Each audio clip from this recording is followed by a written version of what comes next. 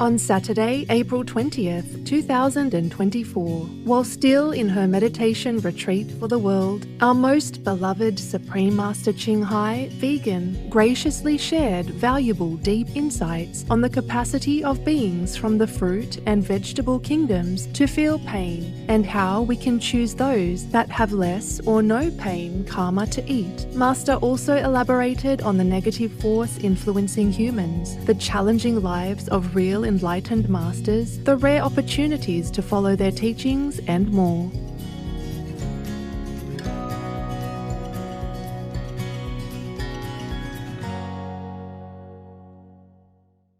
God blessed greetings, beautiful souls, wonderful people, beloved of God. May all of you be happy, full of vigor, full of wonderful events in your life. Last time we were talking about karma, but up to now we only talk about the karma from humans and other beings such as animal people. But we have not gone deep into the karma of special beings like plants and trees. Trees we mentioned sometimes before, but plants, I think, quite rarely. So today I would like to talk about that. Because I was editing some of the earlier public conferences, and one of the questions from the audience was, should people go to the extent of creating no karmic consequences, like being breatharians, for example? And I don't think most of the humans on the planet are ready for that. So we will just concentrate more on the vegan diet. You see, with the vegan diet, we also have to be involved with many kinds of beings in the vegetable and fruit kingdoms, such as apples, oranges, the usual fruits that people eat every day. So I just want to tell you that we could be vegan with very little karma and little harm to the plant beings. It is surprising to know that some of the plants, some of the vegetables that we eat do not feel pain or feel less pain than other plants, other vegetables. If you really want to have less karma and cause less pain, less suffering, and less sorrow for the plants, you can choose, you can select some special plants or special fruits to eat. I have done a little research into the kinds of vegetables and fruits that have no pain at all, or very little pain. The ones that I read here should have very little pain and suffering when you kind of cut them or pluck them to eat. Even fruits, when you pluck them from the trees, such as oranges, apples, mangoes, or papayas, the plants or the trees that bear these fruits do feel pain. I mean, like physical pain, even though they can't scream out loud to you. It's like nipping, like somebody nips your skin hard. That kind of pain. And also they feel so panicky and fearful. And as you can see, sometimes you cut the plant and some liquid comes out, fluid comes out from the plant. That is their so-called blood, just like we bleed when we are injured or cut. Most of the plants and trees, they do feel pain when we cut them for any reason, like for consumption. I only list here for you those plants, those vegetables, even those herbs, which do not feel such pain. Now I'm reading some of them, not very orderly because I just wrote down what I knew and fast. It's not a complete list. A rough rule is if the vegetable or plant you take food from contains mostly water or their body is just made of fiber, such as the like of the banana plant, then it is most likely that they are painless, though there are exceptions. I didn't categorize them into alphabetical order, so I read what I wrote down for you. In case you want to choose the lesser pain and lesser suffering for the plants or the trees. All the trees feel pain when you cut them for any reason. And most of the vegetable plants do feel pain. So these are the ones that have very, very little or no pain at all. I'm reading those which have no pain at all. Watercress, cabbage, water spinach, cauliflower, coriander when they're young and sprouted very shortly, as if they're just still a sprout, not when they have already grown into plants and almost having a hard body. When they don't have yet a hard body, just like young sprouts, then it's okay. Then they don't feel pain yet. Soya sprouts, pumpkin sprouts, it's okay. Rice, wheat, corn, sugar from sugar cane, bread you can eat, yes, from wheat. You have a lot of choice, like even vegan pizza, vegan butter if it doesn't contain olive oil, asparagus, rocket, and tofu you can eat, tempeh, seaweed. Of course, you can eat vegan brown sugar or castor sugar, raw and not processed at all sugar. But of course, you should eat less sugar, yeah? Sugar is not that good for you. The less the better, yeah? Broccoli, onions, garlic, all kinds of melons you can eat. A cucumber can do. Sesame seeds, all seeds, peanuts, almost all nuts you can eat. Because when they dry, they fall down to the ground, and you can pick them up and eat them. In principle, anything that has fallen from the tree already, you can eat. When I was in Germany, along the roads, there were many apple trees. They don't belong to anyone. They just grow on the roadside. And I saw that many apples fell to the ground. I sometimes picked them up. They were green, not completely ripe or anything. And I picked them up and came home and made apple pie. This you can do, yeah? Mostly like that. All nuts you can eat. Most of the nuts is dry and fell from the tree you can eat. All kinds of beans, fresh or dry beans. Lentils, mushrooms, all kinds of eatable, not poisonous mushrooms you can eat. Avocado, surprisingly, you can pluck and eat. Iceberg lettuce, romaine lettuce, mustard greens, mustard leaves, kohlrabi, Chinese cabbage, bok choy, celery. All kinds of yams you can eat. All potatoes, like sweet potato and normal potato you can eat, of course. Okay, that's it. You know, the list I made is very short. It's mostly for myself. Even the flower from the pumpkin you should not eat, because when you pluck the flower from the pumpkin plant body, the body of the plant feels pain and sorrow also. Even carrots, when you pluck them up to eat, they feel pain, yes. And those roots, like white radish and other types of radish, do feel pain. But there are some roots, like yams, you can eat. Sweet potato, all right. Potato, also okay. There are just some plants, some little herbs that do not have pain karma, that's why. Isn't that funny? Yeah, some plants have pain, some plants don't. But that's the way it is. Not just humans have to feel pain, but plants also feel pain. I'm not saying that you have to eat all that I have told you, but you can, in case you want to minimize karma.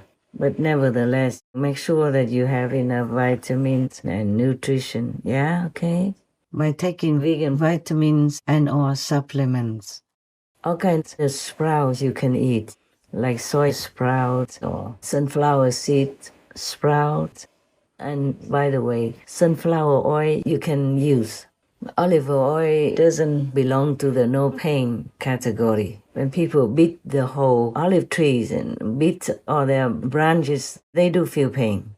But funny, coffee, when they pluck the fruit from a coffee tree, the tree doesn't feel pain.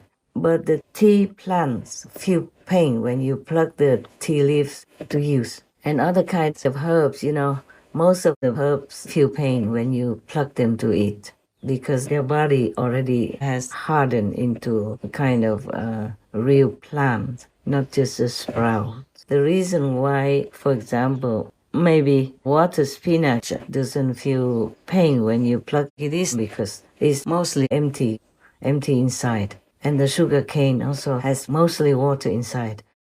And the banana fruits you can eat. The banana tree doesn't feel pain when you cut the banana bunch for consumption. And most of the fruits, they do feel pain when you pluck them. The trees of the fruits feel pain when you pluck them to eat. So mostly there's not much that we can eat. Berries you can eat. The berries don't feel pain. The berry tree is okay. Berry fruit's okay. But blueberry is not. Some other kinds of berries easy to fall from the tree when you touch it. Then you can eat them. That's all for now. Yeah, the best I told you is to eat air. But we're not used to it. That's difficult. Difficult to get used to eating air like the breatharian people. But it's not impossible.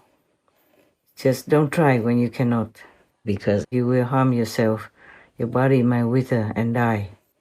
So meanwhile, just eat the vegetables that I have read for you, and you can eat them with rice or bread, and you can eat the noodles that are made from wheat. Anything made from wheat is okay.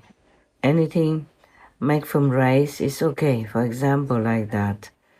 And many other spices like, for example, the star anise and cloves. They also dry, and when you harvest them, the trees don't feel so much pain, almost none. But many spices we cannot, like peppers even, black pepper, white pepper, and chili peppers, stuff like that. When we pluck them, we do cause pain for the plant. And of course, a little bit of karma that goes with it. It's not because of karma that we don't eat other plants or vegetables, but because we don't want to hurt them, that's all. If you do want to avoid hurting the plants or causing them worry, sorrow, or nervousness, then you choose the vegetables in the list that I read to you.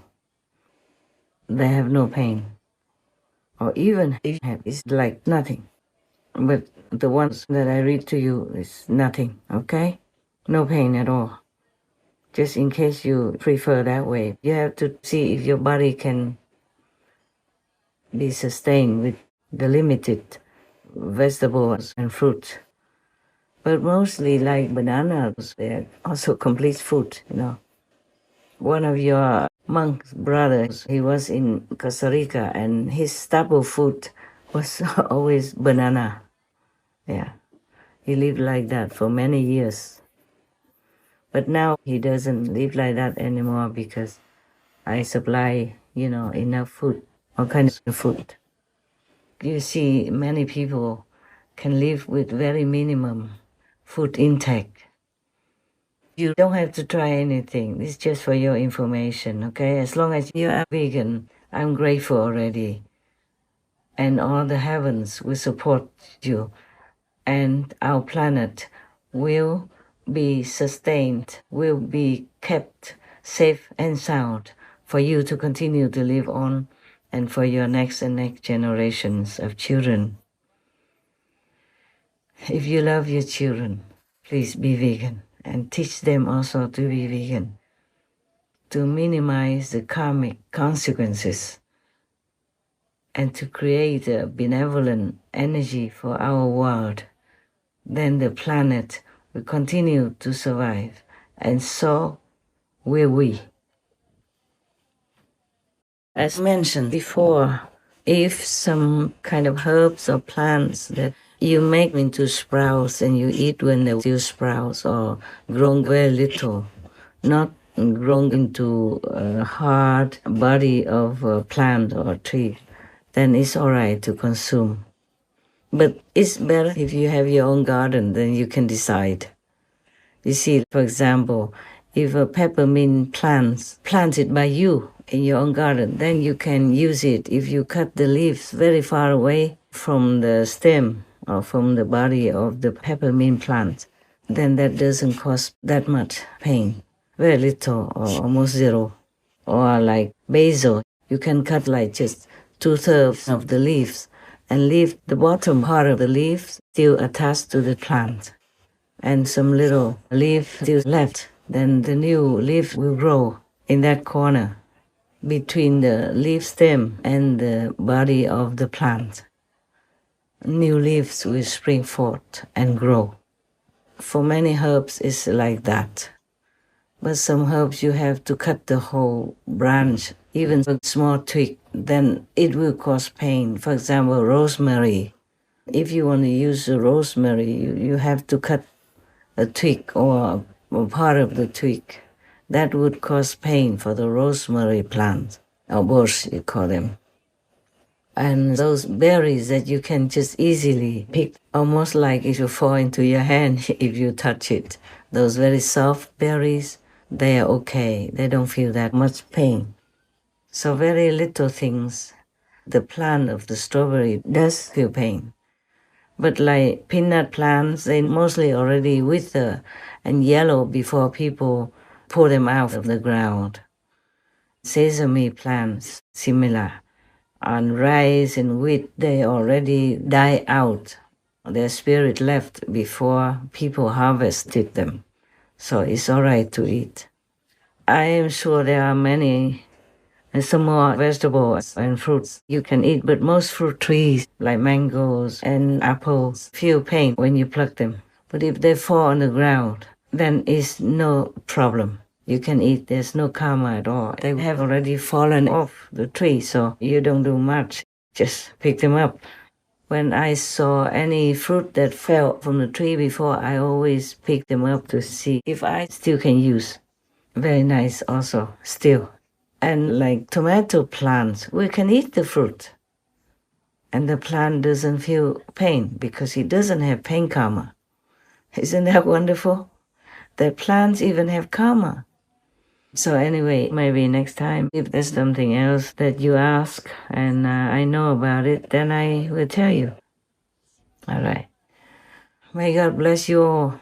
And may God bless all the beautiful plants and beautiful herbs and bless our whole planet. You see, our planet is materialized and becomes valuable due to all the beings on this planet's merit, collective merit put together. So the planet will materialize and become livable.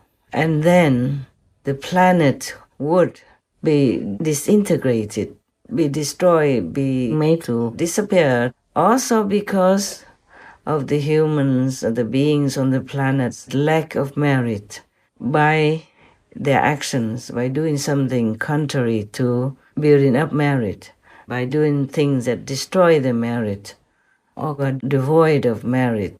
We are not blessed to have this home as a planet anymore. It's just like you have some money to put down for deposit, or you have money to build your house. But the moment you don't have any more money or you owe money and you can't pay, then the bank either takes it over or you have to leave the property because you can't pay for it. You can't continue to live there anymore. similar to our planet. It is our home. And if we don't have enough merit to keep it, then we can't survive. We have to leave the planet, or the planet will be destroyed. So please be careful what you eat. At least be vegan, okay? Be vegan. The plant kingdom is so rich in nutrients, vitamins, and health-sustaining properties. God gives us everything we need. Even if some people don't have enough food or they can't work to earn money to buy food, the whole planet, if we are vegan, can sustain everyone on this earth. There is enough food to go around to help everyone to stay healthy, filled with nutrition from all the things we have or are able to plant on this planet. There should be no one who goes hungry at night or any day or ever at all, because God gives us so much, so much. We just waste it all. Like we have enough food to feed people, but we use it to raise animal people instead and leave the humans to starve. That is not right, not the right thing to do. We have to do the right thing, to live our lives correctly. Then nothing bad will come to us. But if we commit an offense against the common sense, the logic, then we don't have to discuss about heaven's punishments or merit or anything yet. I'm just hoping that some of the people will listen and try to live righteously. The reward for that is not what we expect, but it will come. And the great reward is in your heart, because you will feel happy. You know that you help others, and you know that you are doing the right thing and are worthy to be called a human. Not everyone who looks human is human. That is the thing. Some are even half demons or mostly demons. And recently there was a report about scientific research. They have found that the brain of humans is basically very good, very gentle, very kind, very generous and loving. Like they have this kind of quality in there, ready, wanting, always. It's like ingrained in the brain that people would like to do things to help others and themselves. Acts of kindness, acts of generosity is how simple it is to make people feel good. I was walking down the streets of New York City, and a guy walking in front of me, his backpack opened and a bunch of paper fell out on the street. I didn't think much of it. I bent down, I gathered up the papers, handed them back to him, and pointed out that his bag had opened. Now, in our bodies, there's a chemical called oxytocin. Oxytocin is responsible for all the warm and fuzzies, unicorns and rainbows. It's responsible for all the warm feelings and connectedness we have with each other. Friendship, love. Huge amounts of oxytocin surge through a woman's body as she gives birth. This is what is responsible for the mother-child bond. Oxytocin binds human beings. There are many ways to get oxytocin. One of them is acts of kindness and acts of generosity. It feels good when we do something nice for someone. It feels good when someone does something nice for us. On this particular day, I did something for someone with no expectation of anything in return. I got a little surge of oxytocin. I felt good. He turned to me and he said, "Thank you. It feels nice when someone does something for us with no expectation of anything in return." He felt good. I walked to the end of the street. I'm waiting to cross the street. And a total stranger who happened to be standing next to me said, "I saw what you did back there. That was really cool." As it turns out, witnessing an act of generosity releases oxytocin, and he felt good. And the best part about oxytocin is the more oxytocin we have in our bodies, the more generous we become. It is Mother Nature's way of trying desperately to get us to look after each other. I can guarantee you that that man who witnessed what I did something nice for somebody that day simply because he saw someone do something nice for somebody that day. So what if we commit to do something nice for someone? with no expectation of anything in return. Imagine what happens at work. Imagine what happens at home. Imagine what happens with our friends. But it must be genuine. So in Asian folklore, they say that humans originally have a very good quality, noble quality. In Vietnam, we say nhân chi sơ tính bản thiện, meaning originally humans' quality is very noble, very kind, yes. So how come we have degraded into such a stage that we could even kill others, kill each other, and kill animal people, make them suffer all their lives, have torturous lives, then murder them to eat, and still call ourselves humans? Because they have forgotten their original nature, the real quality of a human. Society influences them. And it became like a trend, it became like a habit. So people continue to live that way, legalizing the bad way of life. Even governments and laws support all this kind of life. So everybody just takes each other's bad example and all are falling like that together, down to the bottom of moral standards and virtuous standards. Originally, humans were not like that. The humans who first came to this planet were not like that. And slowly, slowly we felt it's also because this world is still full of demons. The demons are made of fallen humans as well.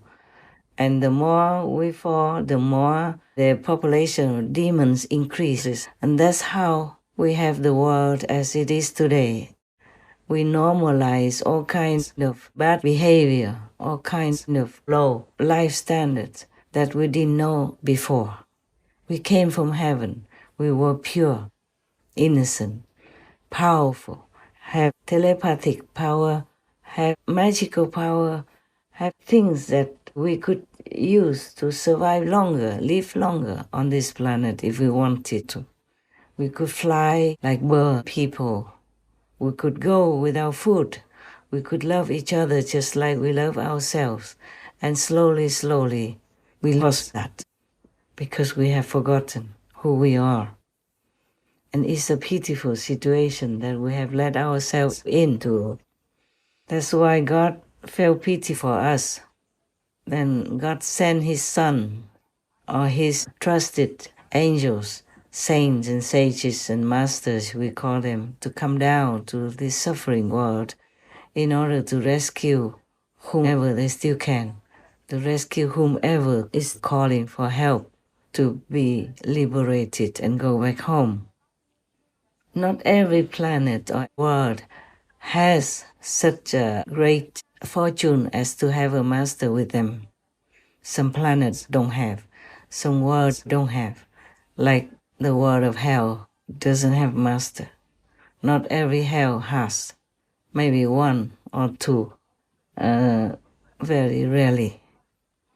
And even then, all the beings in hell do not hear these master talks. They cannot. They're not allowed to even. This is the problem.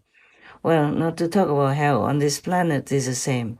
How many masters have come and gone? How many masters have come to this planet and left us after their time's up? And not many people on this planet even have a chance to meet them or listen to them.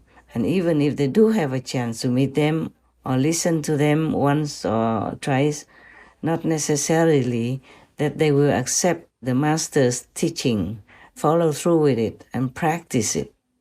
That's why the world has never been empty of suffering. It's because our choice has been contaminated with unintelligent decisions, with bad associations, with lower quality life, with demons, for example, or with fallen angels. Do not blame yourself too much, Imagine God created the angel and he could fall. He became Satan, became anti-God, anti-Christ, anti-Buddha. And when Buddha was alive, his distant cousin, Devadatta, also not only imitated him to get influence, to be famous and wealthy, but even tried to assassinate the Buddha many times and in many lifetimes. Whenever the Buddha incarnated to help beings, Devadatta also reincarnated as a very bad force to oppose the Buddha, to harm the Buddha, to create things, create events that make the Buddha's reputation degraded, yes, or his life be in danger, or encounter a fatal situation and die, either brutally or less brutally. Many masters have this problem as well on this planet, and it seems to get worse because the more demonic beings or devils or ghosts appear, those bad ghosts, zealous ghosts, vicious ghosts, the more humans have gone bad, gone low in quality, and the more demons, devils, and zealous ghosts they will have in the same world.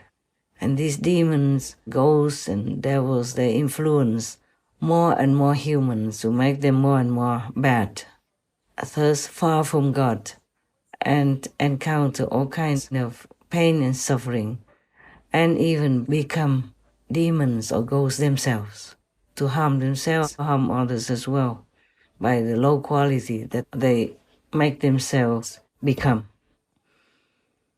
So please, whoever you know possible, just gently remind them, tell them to be vegan, at least less killing karma, so their body, their mind will be stronger, healthier, and more strengthened to deal with their own physical and mental troubles, because the physical problems sometimes are also not as bad as the mental problems and psychological problems, all kinds of problems, because they don't know how to get out of the traps of Maya, of badness, and of, surrounding unfavorable situations and bad energy.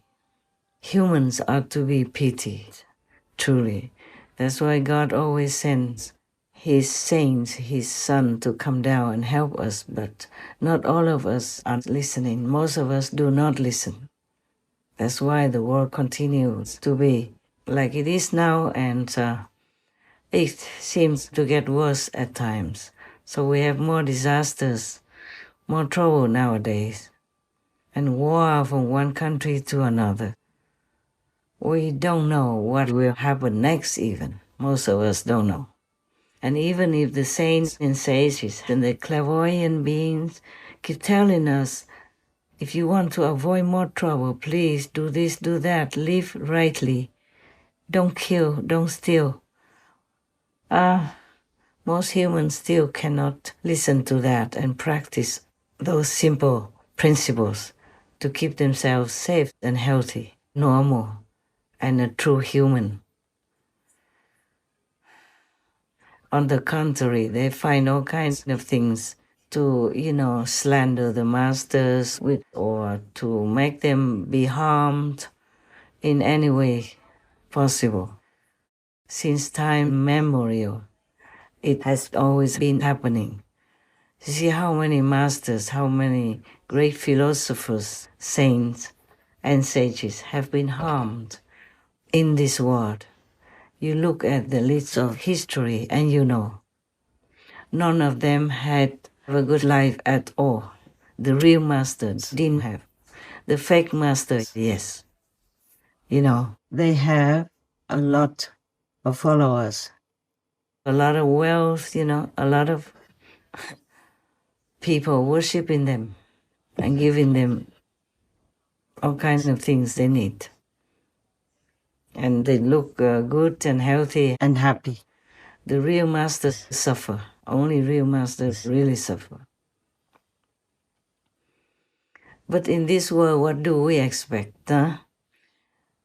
Just simple example, you work very hard, sweat and tears every day.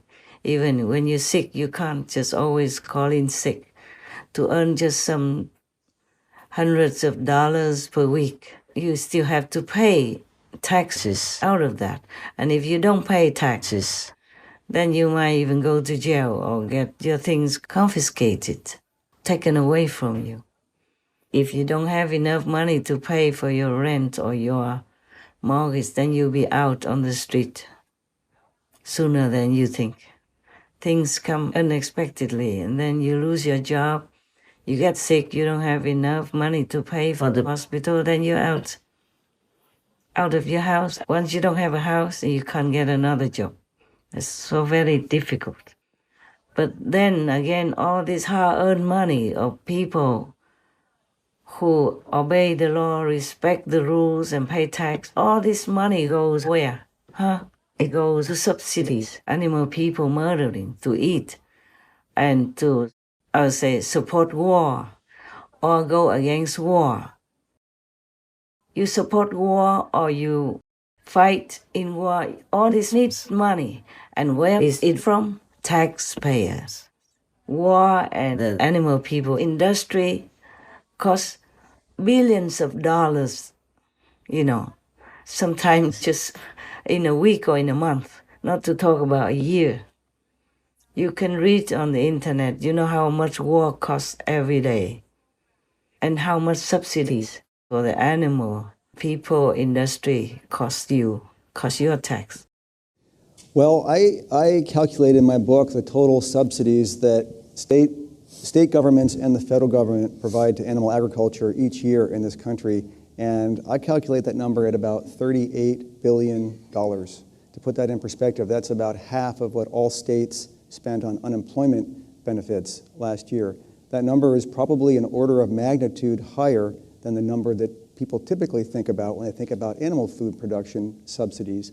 But that's because, as I mentioned, in this country, we devote more than half of our land to raising feed crops, and we subsidize those feed crops heavily. So producers benefit from those subsidies. When we calculate subsidies to animal foods, we have to include subsidies to feed crops. That includes not just things like crop insurance, but irrigation subsidies as well that are provided at the state and federal level. But woe to you if you forget to pay tax or you don't know how to pay tax. Just for the few $100s, you'll be in jail, you'll be in big trouble. But your money, your hard-earned money, doesn't have much benefit for you, for your children, because it's all burned in war or flushed down into bloody rivers, bloody lakes, in the animal people raising industry. There are many things unjustified in this world. Injustices are everywhere. We can't even complain. No one will listen to us. And good persons, like the masters, are more often than not, or almost always in trouble.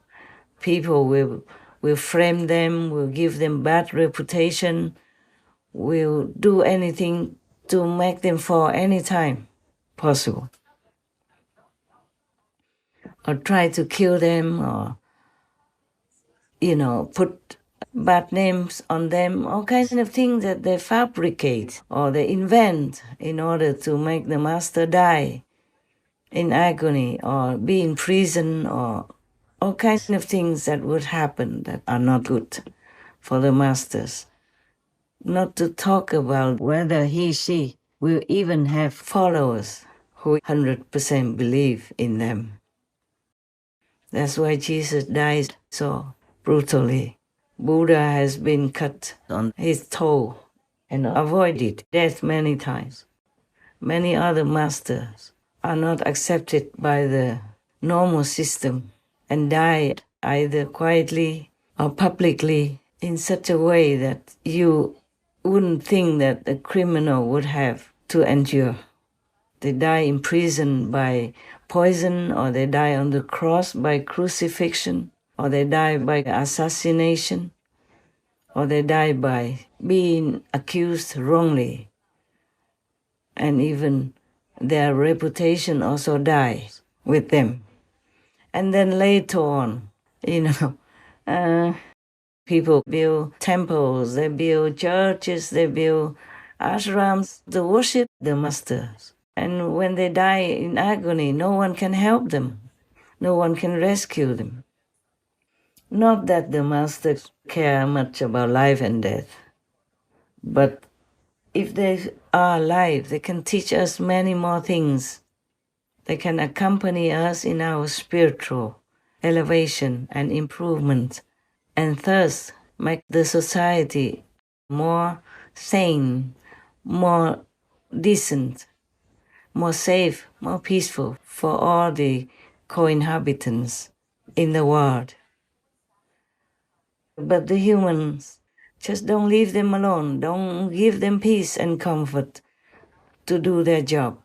If you are a normal teacher, you get paid. Yeah, you have vacation time and you have retirement money even. But if you are a real master, oh, if they don't kill you, you feel lucky already. If you accept offerings from the disciples, then they would say, oh, you just teach them so that you can fill your stomach or have a good house. And if you make money, you make business to earn money to feed yourself and your dependents, or for doing your own preaching, paying the cost of all your teaching, then they will say, you are not the real practitioner because you're greedy, you want to make money, that's why you make business and all that. Yeah, so the master could never win in this world. Most of the masters die in agony like that. You know it. You read all of the religious history and then you know. I do have enemies as well. Those I oppose, they are powerful, drug lords, animal people, meat industry, alcohol industry. They have cartels, they have people who kill also. And my life was threatened. More than several times. But God still has mercy on me, so I'm still alive. And even in war, I'm against the war.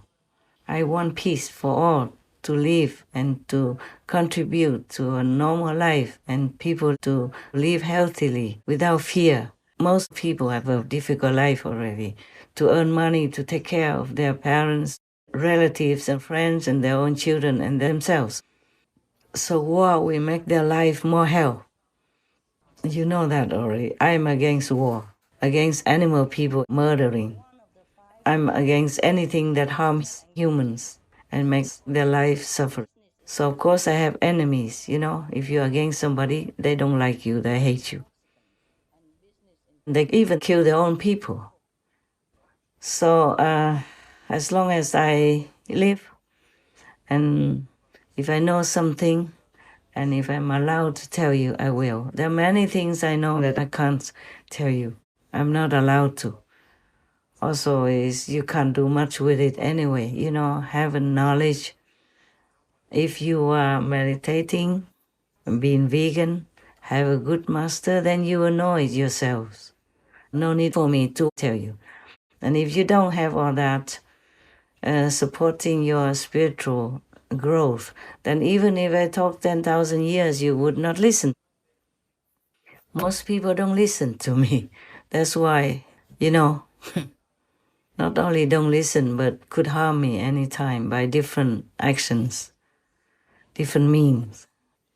I'm only one and I have to protect myself so that I can continue to stay with you, the initiates, and with my team, the Supreme Master Television team. Supreme Master Television, it wasn't my intention to have a name like that, but heaven ordered me to. I had to. Also, Supreme Master Qinghai, it's not my intention to have this name, but I have to have it. I do everything according to heaven, okay? According to my destiny and the mission I have to fulfill. If I just have a normal name or even just Master Ching Hai, I maybe would have more disciples, or maybe would have a more peaceful life. You know, when people don't hear the name Supreme Master, then they don't feel, allergic. But I just have to have all that. I just have to. It's just a destiny road that I have to walk on. It's a destiny mission that I have to continue to fulfill.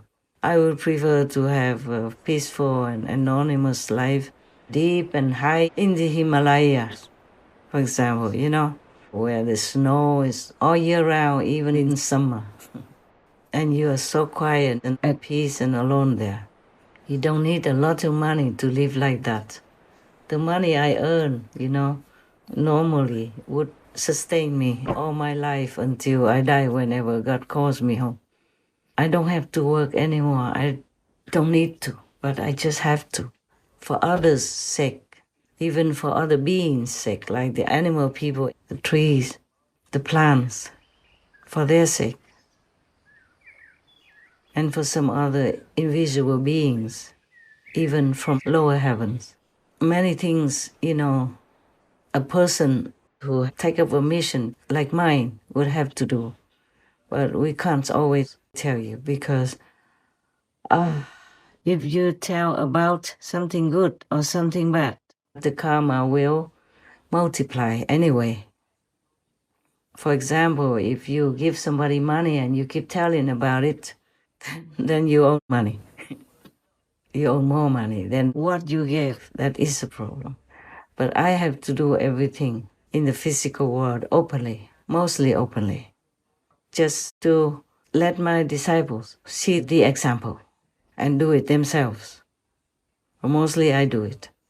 And because we have a TV channel and I can't do it all myself, so it has to go through accountants, for example, or some special department who takes care of that for me, then they would know that.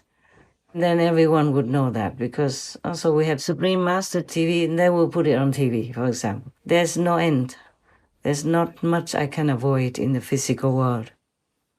I prefer really to give anywhere to anyone by cash because like this I don't have to go through, the the system like with the accountant or with the department concerned. But it's not always possible. Of course, it is possible because sometimes I can give by cash personally and nobody would know. I would not tell anyone. But mostly I have to rely on my team, the concerned department, in order to wire money to wherever we need to help people. Yes. And that's why most of them are official and open. And also in some official cases, if the receiver prefers not to be known by the public, then we will also not announce it anywhere. And even sometimes I want to give to some big organization, but because of my name, I I can't do it. I have to ask someone else to do it for me. But still, I pay the money for that.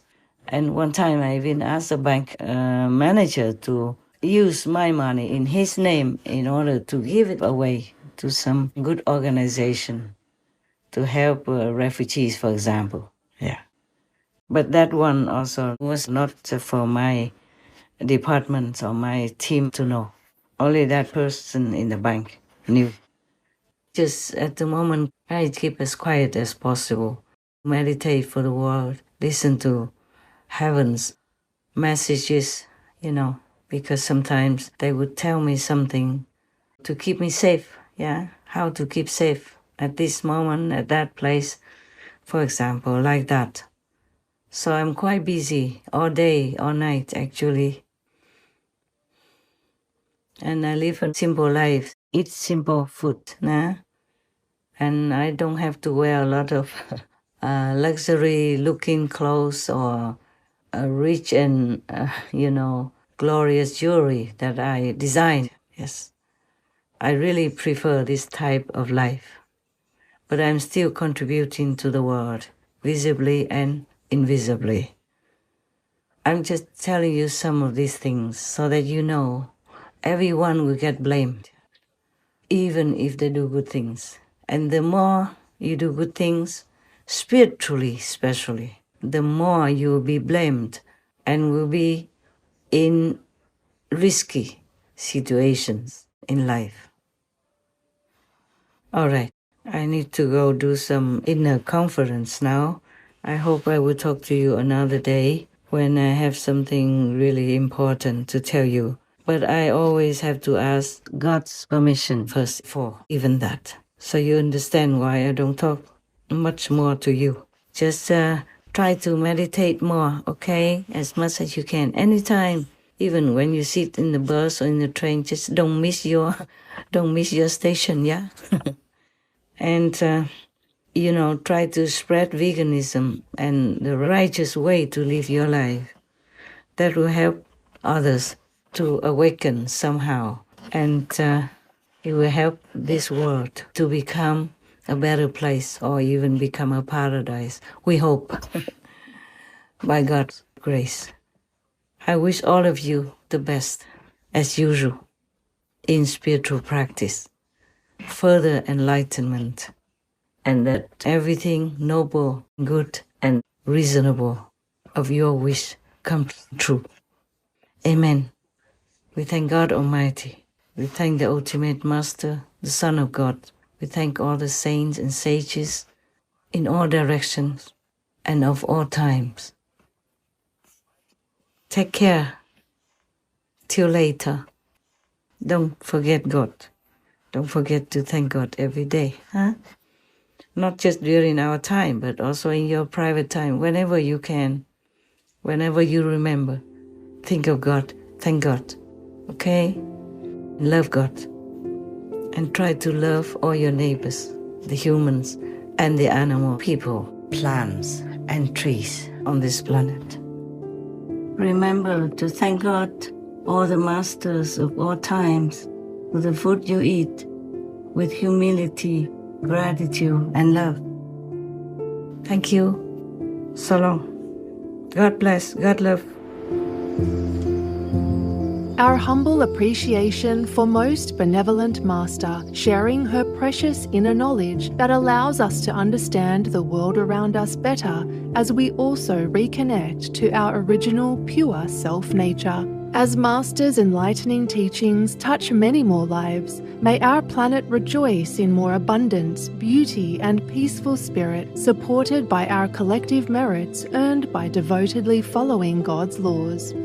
Wishing Merciful Master to enjoy the best of health, tranquility, and safety in the mighty protection of all divine beings.